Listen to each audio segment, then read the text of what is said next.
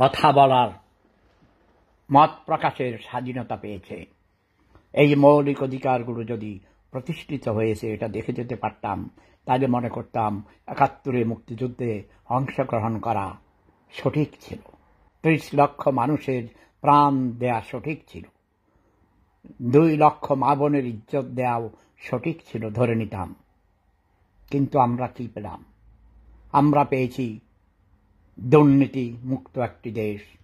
যতগুলো অথর্ব সরকার ক্ষমতায় এসছে, সরকার প্রধান নিজেই অসুস্থ, দুর্নীতিপরায়ণ।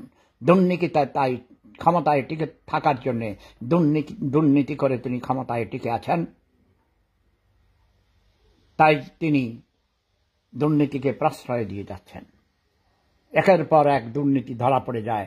প্রকৃতি মাতার কি লীলা খেলা! এই কোরবানি আসাতেই কিন্তু আরো অনেকের সম্পদের পাহাড়। ১৫ লক্ষ নয়, ও তো ২৬ কোটি টাকা নগদ পাওয়া গেছে। এই ২৬ কোটিটা আরো তো অনেকে আছে, ১০০ কোটি টাকা দিয়েও ছাগল সে কিনতে পারত।